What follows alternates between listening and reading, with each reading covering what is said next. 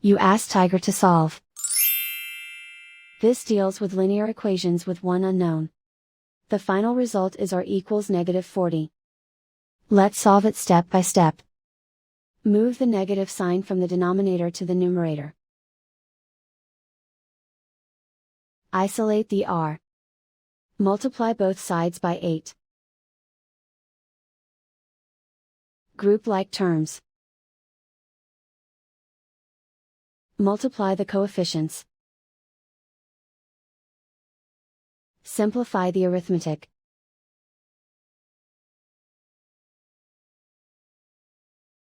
Convert the r into a positive number.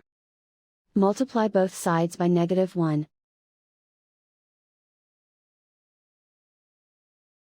Remove the ones.